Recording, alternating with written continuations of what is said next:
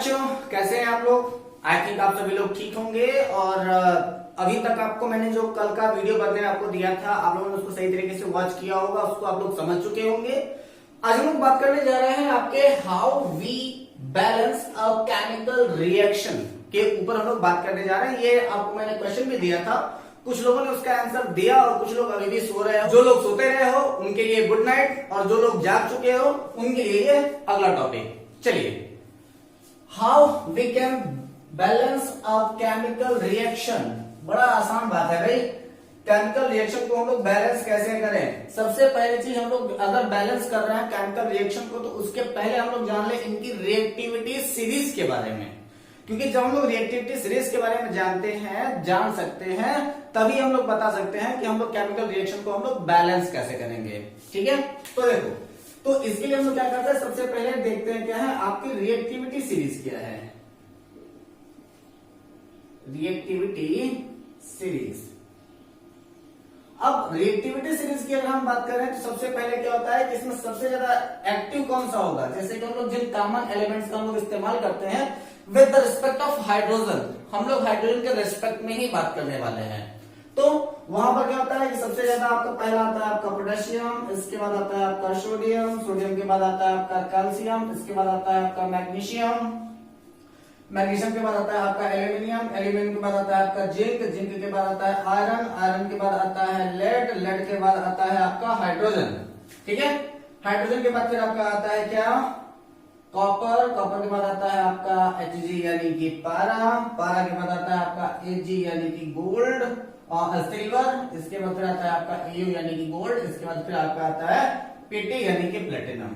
ठीक, चलो अब यह कहिए इसकी रिएक्टिविटी सीरीज है क्या बेटा, कि यहां पर हमने क्या रखा, potassium, sodium, calcium, magnesium, aluminium, zinc, iron, lead, hydrogen, इसके बाद फिर आपका कॉपर, Hg यानी कि पारा, मरकरी, इसके बाद फिर आपका क्या है सिल्वर, गोल्ड और प्लेटिनम। इनकी हम लोग रिएक्टिविटी हम लोग बना लेते हैं, जिनमें से इनमें अगर यह सीरीज आपकी है तो इसमें सबसे ज्यादा एक्टिव कौन सा है, तो सबसे ज्यादा एक्टिव है आपका कौन सा, Cl, और Pt यहां पर सबसे लेस एक्टिव है इस सीरीज में। ठीक, अब इनकी एक्टिविटी की हम लोग जांच कैसे करते हैं कि अगर हम लोग देखें कि यहां पर हमने क्या कहा था कि with the respect of hydrogen, यानी कि हाइड्रोजन के रिस्पेक्ट की अगर हम बात करें तो आपका कहता क्या है कि जब आप कोई भी केमिकल रिएक्शन लिख रहे होते हो या फिर आप कोई भी रिएक्शन बना रहे होते हो, तो उस रिएक्शन में आपको यह देखना पड़ेगा कि जैसे यहाँ पर देखो कि जहां पर अगर सपोज करो कि एक कोई ऐसा रिएक्शन दिया हुआ है, जैसे कि अगर देख लीजिए कि यहां पर दिया है आपका KCl प्लस NaOH, ठीक है, और इसका आपको रिएक्शन कराना है, तो यहां पर आपको पता है कि आपका रिएक्शन क्या होने वाला है। अब आप देखोगे क्या कि यहां पर जो सोडियम है वो रिप्लेस करने की कोशिश कर रहा है आपके किसको। अब यहां पर इसका रिएक्शन मैं कंप्लीट करके बता देता हूं। सबसे पहले ये बनेगा क्या, तो ये आपका बनेगा आपका KCl KOH, बनेगा क्या KOH, और दूसरा वाला आपका क्या बनेगा NaCl। ठीक, ये आपका रिएक्शन कंप्लीट हुआ है।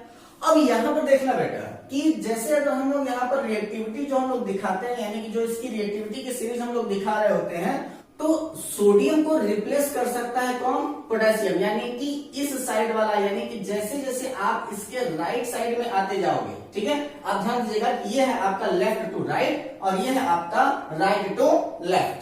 ठीक, तो जब कभी भी आप इधर लेफ्ट में जाओगे तो इनकी रिएक्टिविटी बढ़ती है, और जब इसके आप राइट में जाओगे तो इनकी रिएक्टिविटी घट जाती है।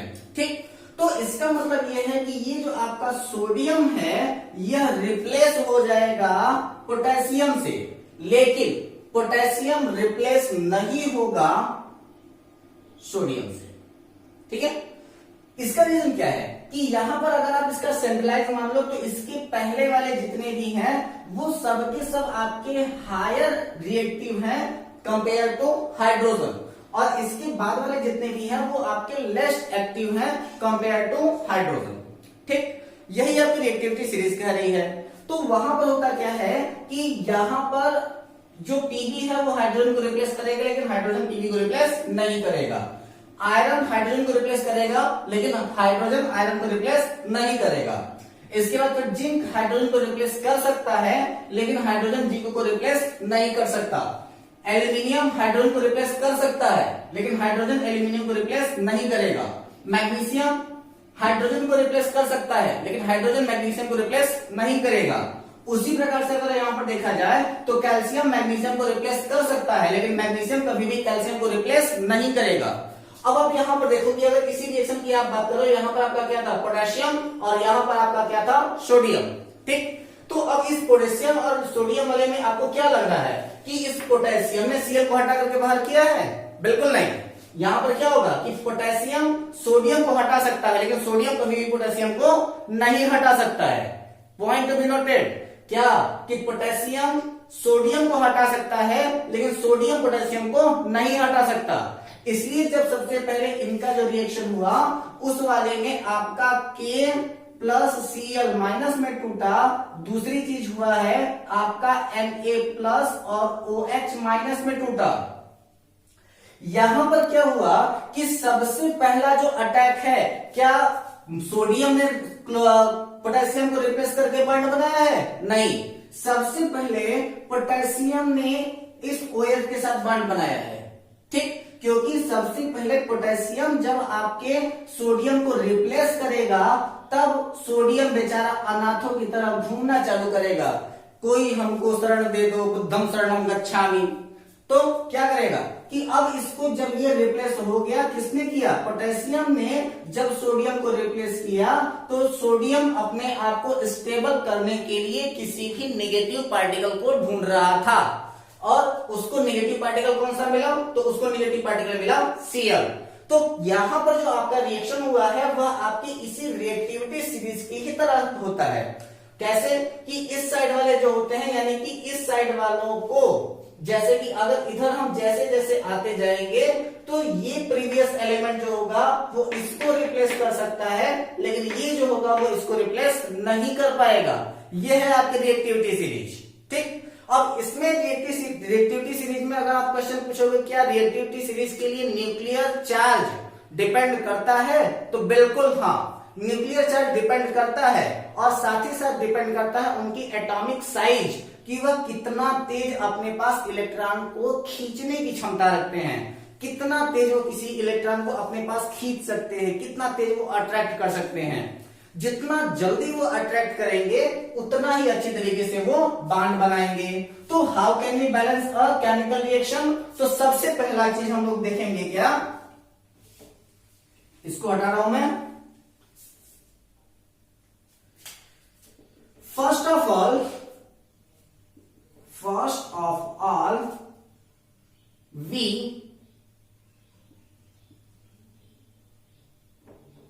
Watch reactivity series. सबसे पहले हम लोग क्या करेंगे, रिएक्टिविटी सीरीज देखेंगे, और रिएक्टिविटी सीरीज देखने के बाद हम लोग बताएंगे कि क्या कौन इसको रिप्लेस कर सकता है कि नहीं। इस रिएक्टिविटी सीरीज में अगर कोई भी वहां पर दिखा तो हमको ये देखना पड़ेगा कि जो हटा रहा है उसे, वह उसको हटाने की क्षमता रखता है कि नहीं। अगर हटाने की क्षमता रखता होगा तब तो रिएक्शन डायरेक्ट होगा, और अगर हटाने की क्षमता नहीं रखता होगा तो वहां पर रिएक्शन डायरेक्ट ना होकर के रिएक्शन इनडायरेक्ट होगा। तो ऐसी कंडीशन में हम लोग करते क्या है कि जब कभी भी कोई भी रिएक्शन डायरेक्टली ना होकर के किसी भी कैटलिस्ट के प्रेजेंस में होता है तो वहां पर उस रिएक्शन में सबसे पहले होता क्या है कि कैटलिस्ट इंटरफेयर करता है रिएक्शन में। तो बात क्या आ जाएगी है कि यहां पर एक छोटा सा शब्द आप लोग लिख लीजिए, कैटलिस्ट। नाम ले लिया है मैंने, तो कैटलिस्ट को बताना जरूरी है कि आखिर कैटलिस्ट है क्या।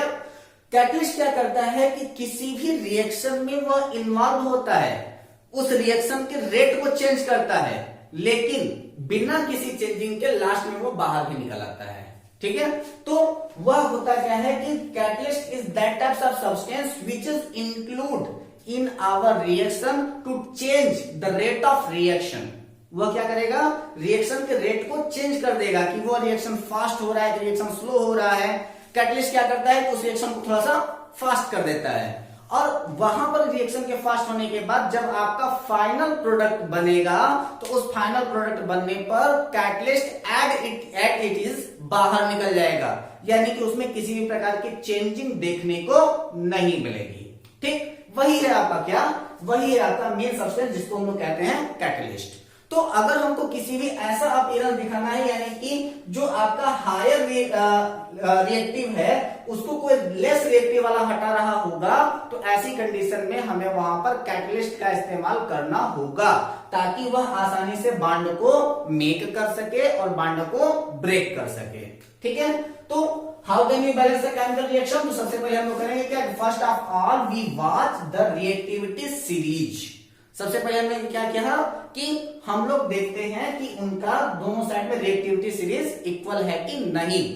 इसके बाद हम लोग को क्या देखना होगा, सेकेंड स्टेप में see about oxidation state of the reaction. Oxidation state of the reaction का मतलब कि वहां पर अगर आपके ऑक्सीजन का इन्वॉल्व हुआ होगा तो वह आप देखेंगे कि दोनों साइड में जो चार्ज है, यानी कि जो उनका ऑक्सीडेशन है, उनमें दो चीजें होती हैं कि एक जो होता है जिनका ऑक्सीडेशन होता है और दूसरा वाला जो होता है जिसका रिडक्शन होता है। ठीक है, तो ऑक्सीडेशन का मतलब क्या होता है कि किसी के पास में नंबर ऑफ इलेक्ट्रॉन का बढ़ जाना और रिडक्शन का मतलब होता है नंबर ऑफ इलेक्ट्रॉन का घट जाना। ठीक है, उस ऑक्सीडेशन रिडक्शन को मैं थोड़ा सा डिटेल में आप लोगों को एक्सप्लेन करूंगा, तो अभी आप ऑक्सीडेशन रिडक्शन में नहीं जा रहे हैं, सिर्फ यही आप लोग जान लीजिए अभी तक के लिए कि see about oxidation state of the reaction कि हम लोग क्या करेंगे कि अब यहाँ पर ऑक्सीडेशन स्टेट अगर हमने देख लिया कि किस कौन बढ़ा, किसका चार्ज बढ़ रहा है, किसका चार्ज घट रहा है, इसके बाद फिर हम लोग करेंगे क्या कि balance chemical charge of the reaction. क्या करेंगे तीसरे नंबर पर, balance chemical charge of the reaction. दोनों के साइड में हम लोग देखेंगे कि चार्ज इक्वल है कि नहीं। जैसे कि यहां पर एक साइड में अगर कोई भी सब्सटेंस रखा गया, दूसरे साइड में दूसरा सब्सटेंस रखा गया, तो वहां पर उनका चार्ज इक्वल हो रहा है कि नहीं। और इसके बाद फिर हम लोग करेंगे क्या कि चार्ज को ही इक्वल करने के लिए या फिर चार्ज को ही बैलेंस करने के लिए हम लोग कहते क्या है कि चौथे नंबर पर calculate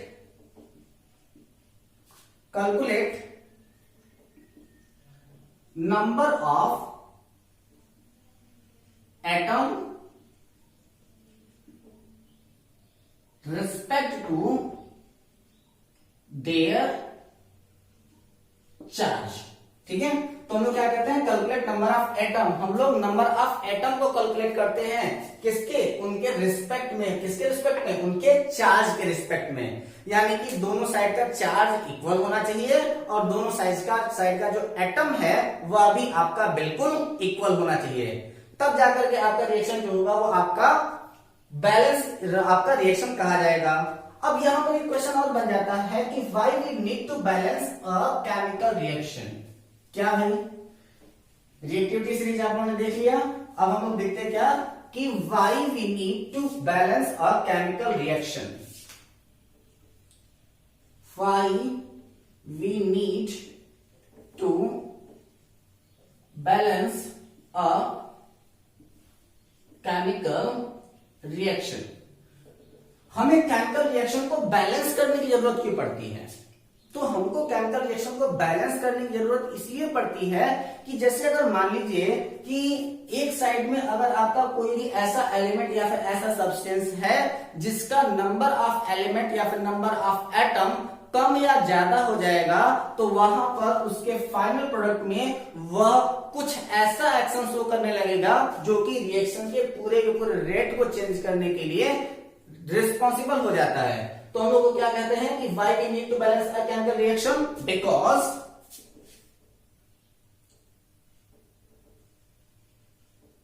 a balance chemical reaction, because a balance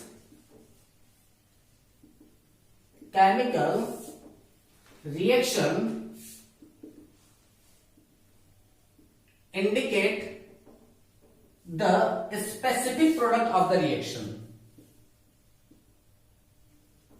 specific product of the reaction. जब हमारा केमिकल रिएक्शन बैलेंस होगा तभी वो चीजें बनना पॉसिबल हो पाएगा जिसके बारे में हम लोग बनाने की कोशिश कर रहे हैं या फिर जो चीजें हम लोग बनाना चाह रहे हैं।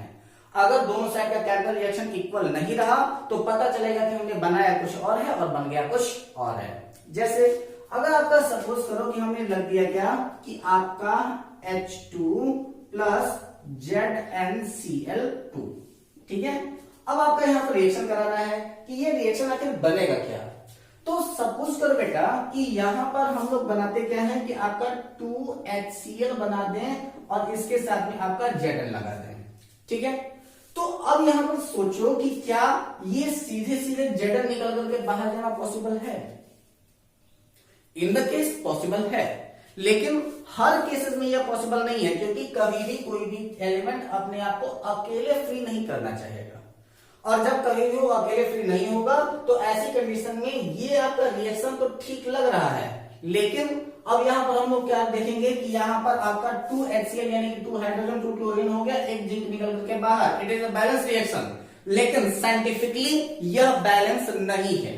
साइंटिफिकली यह बैलेंस नहीं है। साइंटिफिकली ये बैलेंस क्यों नहीं है? तो आप लोग यहाँ पर एक चीज देखो, यहाँ पर दो चीजें आपको देखने लायक मिलेगी। मैंने क्या कहा था कि जब कभी भी आप केमिकल रिएक्शन के बारे में आप बात करोगे तो हम लोग क्या देख रहे हैं कि हाइड्रोजन अटैक कर रहा है किसके ऊपर? जिंक के ऊपर। और जब हाइड्रोजन जिंक के ऊपर रिप्लेस अटैक कर रहा है तो आप रिएक्टिविटी सीरीज अगर देखो तो क्या कहता है आपका potassium, sodium, calcium, magnesium, aluminium, zinc, iron, lead, hydrogen, hydrogen के बाद आपका क्या आ जाता है? कॉपर, इसके बाद फिर आपका Hg, इसके बाद फिर आपका Ag, Cu और इसके बाद फिर आपका Pt। तो आप देखो क्या कि यहां पर आपका हाइड्रोजन है और यहां पर आपका जिंक है, तो किसी भी केस में यह हाइड्रोजन अगर जिंक को रिप्लेस करने की कोशिश करेगा तो हाइड्रोजन कभी भी जिंक को रिप्लेस नहीं कर सकता। हाइड्रोजन के पास में इतनी टेंडेंसी नहीं है कि वह जिंक को रिप्लेस कर पाए। तो ऐसी कंडीशन में यहां पर रिएक्शन आपको बैलेंस भले ही लग रहा होगा, लेकिन is it a correct reaction? तो नहीं, यह कोई भी करेक्ट रिएक्शन नहीं है। तब तक नहीं है जब तक कि हम लोग इसको ये नहीं देख लेते कि यहां पर ये रिएक्टिविटी सीरीज को फॉलो कर रहा है कि नहीं कर रहा है। अगर ऐसा कराना भी होगा तो हम लोग करेंगे क्या कि यहां पर किसी न किसी कैटलिस्ट का इस्तेमाल जरूर करेंगे। तो हम लोग क्या करते हैं कि why we need a balance a chemical reaction, तो हम लोग कहते हैं कि because a balance chemical reaction indicate the specific product of the reaction. जो बनना चाहिए सिर्फ वही बनेगा अगर हमारा केमिकल रिएक्शन बैलेंस होगा। अदरवाइज वह करेगा क्या कि पता चला कि एक साइड में कुछ ज्यादा मॉलिक्यूल बन गया, दूसरे साइड में कुछ कम मॉलिक्यूल बन गया है। इसके बेसिस पर आपके पास कई सारे एग्जामिनेशन में क्वेश्चंस पूछे भी जाते हैं, और वह आपका क्वेश्चन क्या पूछा जाता है कि एक साइड में दे देगा एक रिएक्शन और दूसरे साइड में आपका दे देगा दूसरा रिएक्शन। इसके ऊपर मैं काफी सारे एग्जांपल्स आप लोगों से कराने वाला हूं। वह करेगा क्या कि एक आपका कुछ रिएक्शन दे देगा और इसके बाद कहेगा कि बैलेंस द इक्वेशन। अब उस इक्वेशन को बैलेंस करने के लिए आपको बताना पड़ता है कि किस साइड में कितने मॉलिक्यूल्स को हम लोग रखें कि वह बैलेंस होगा, और किस साइड में हम लोग कितने रिएक्शन को कितने पार्टिकल को रखेंगे। जैसे कि अगर आपका देखने को मिल जाए कि कुछ इस प्रकार की चीजें आपको कभी कभी मिलती हैं कि आपका आयरन क्या है कि आयरन आपका दो प्रकार के बैलेंस ही शो करता है। क्या क्या? तो जैसे कि आपका पता चला कि यहाँ पर Fe जो है वो इसके ऊपर 2+ चार्ज है, ठीक है, और रिएक्शन कंप्लीट होते होते यहाँ पर Fe जो है वो उसके ऊपर 3+ चार्ज हो जाता है, ठीक। स्टेट चेंज हुई, यानी कि इसका या तो ऑक्सीडेशन हुआ या इसका रिडक्शन हुआ। इसका यहाँ पर प्रेजेंट टाइम में तो ऑक्सीडेशन हुआ है। क्यों? यहाँ पर आपका +2 चार्ज था, यहाँ पर आपका +3 चार्ज हुआ, यानी कि चार्ज इसका बढ़ गया। तो ऐसी कंडीशन में इसका ऑक्सीडेशन हो गया। अब इनके ऑक्सीडेशन होने के बाद हमको बैलेंस करने की जरूरत यही इसीलिए पड़ती है कि जो ये रिएक्शन फॉलो कर रहा है क्या इसी रिएक्शन के थ्रू हमारा ये चीजें स्पेसिफिक प्रोडक्ट के रूप में बन रही हैं कि नहीं। और ज्यादातर हम लोग जब छोटे लेवल पर होते हैं, ये जो बातें मैं बता रहा हूं ये आपके इंटरमीडिएट की चीजें हैं। आप लोगों के लेवल के लिए मैं सिर्फ इतना कह सकता हूं कि आप लोग जब रिएक्शन को बैलेंस कराना स्टार्ट करो तो करोगे क्या कि count atom of both side to balance a reaction. आप दोनों साइड में जितने एटम्स हैं उन सारे सारे एटम्स को आप लोग क्या कीजिए, काउंट कर लीजिए और अपने आप के रिएक्शन को आप लोग बैलेंस कर लीजिए। ठीक, इसके बाद अपने नेक्स्ट लेक्चर में हम लोग डिस्कस करने वाले हैं इससे रिलेटेड कुछ और इंपॉर्टेंट फैक्ट्स के बारे में, और वह इंपॉर्टेंट फैक्ट जो होंगे वह बिल्कुल शो करेंगे कि आखिर आपका ये केमिकल रिएक्शन कैसे कैसे बन रहा है और उनकी रिएक्टिविटी या फिर उनकी प्रोडक्टिविटी क्या है। ठीक, तो वेट कीजिए हमारे नेक्स्ट वीडियो का। आई थिंक कि आपको मेरा आज का ये वीडियो पसंद नहीं आया होगा, आपको समझ नहीं आया होगा, क्योंकि यहां पर मैंने आपको कुछ ऐसी बातें मैंने आपसे की हैं जो कि आपके लेवल से थोड़ा सा ऊपर है। तो आप लोग कीजिएगा क्या कि इस वीडियो को कम से कम 2 बार देखिएगा और ये सारी चीजें आपके नेक्स्ट वीडियो में क्लियर हो जाएंगी, जो भी चीजें मैंने थोड़ी सी हायर लेवल की बताई है। तो नेक्स्ट वीडियो का आप लोग वॉच कीजिएगा और थोड़ा सा धैर्य बना करके रखिएगा, तब हम मिलते हैं अपने अगले वीडियो में और इन सारे कॉन्सेप्ट को सही प्रकार से आपका क्लियर कर देंगे। जो चीज थोड़ी सी ऊपर मैंने बताई है उन सारी चीजों को मैं मेंटेन कर दूंगा। So take care, all the best, जय हिंद।